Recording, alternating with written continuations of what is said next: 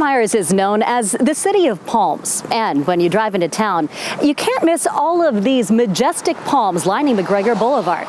They were planted by the city's most famous resident, Thomas Edison. He loved living the Florida life, and he came here for inspiration. We are at the Edison and Ford Winter Estates, which is one of the top 10 most visited historic sites in the nation.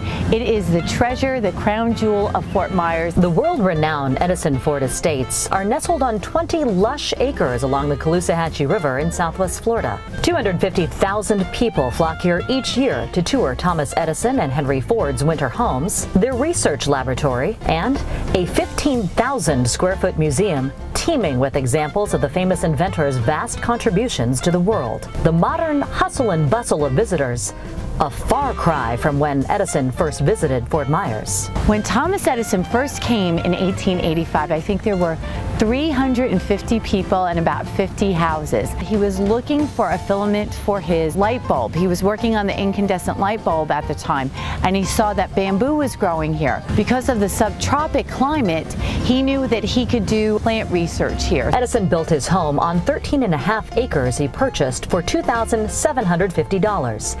In 1886, the inventor and his new bride, Mina, traveled here by train and boat from New Jersey.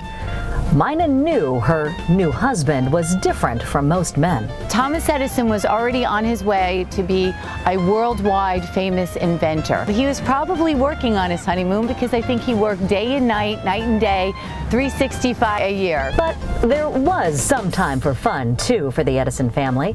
Starting in 1901, they spent 29 of the next 31 winters in southwest Florida. All the things that we love to do today, they did here. Visitors can take a step back in time and walk on the Edison's wraparound porches, view their dining room, their guest house, entertaining areas, family pictures and collections. Lisa, this is a part of the Edison Ford Estates that not everybody gets to see. Correct. This is part of the kitchen. The kitchen is such an interesting room. Many of the things in these rooms are original to the Edison time.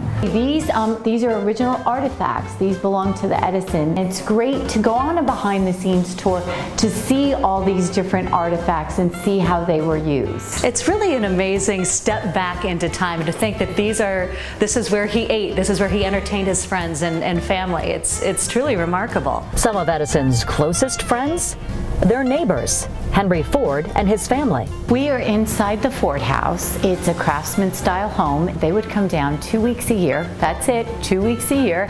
And it was typically around February for Edison's birthday. He was enamored by Thomas Edison.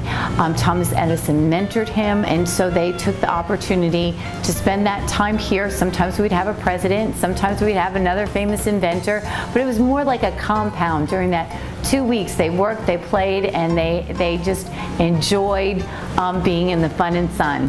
One of the most memorable sights on the beautiful tropical property, the largest banyan tree in the continental United States. The banyan tree that is planted outside of Edison's Botanic Research Lab was planted in the 1920s by Edison himself. It was about 4 feet high when it started, and now it's almost an acre wide. The Edison and Ford families enjoyed nature and exploring southwest Florida together, often riding around in style. This is a original Ford 1916 Model T, and it represents the friendship between Thomas Edison and Henry Ford. Henry Ford gave this car to Thomas Edison as a gift for his birthday, and each year he wanted to give him a new one, but Thomas Edison, in a typical Thomas Edison style, said, "No, I'll just keep this one and you can just upgrade it." The families also enjoyed music, thanks to one of Edison's most famous inventions. The phonograph was so significant to Thomas Edison's career. It really put him on the map. It was his favorite invention. He called it his baby, and it really gave him a kickstart into credibility into the world of invention. Edison's last major research project involved the quest for natural rubber. Much of the work performed in his Fort Myers lab, built in 1927 with the help of Ford and Harvey Firestone. Edison, Ford, and Firestone collected more than 17,000 plants from all over the world, many still growing on the grounds today. and they performed countless experiments, finally settling on goldenrod as a rubber source. There are also great things to do at the estates. We're one of only 9 museums throughout the country to have a Sparklab. It's a great interactive exhibit for families and children to come and do a series of different inventions, use their mind, create. We are creating a whole next generation of innovators and inventors for the future. And as we take steps toward the future, we can all enjoy a stroll back in time. I think it's important to see our history and see how we came to where we are today. And I'm just hoping that people learn here how to innovate, how to be inspired, and how to be proud of our American history.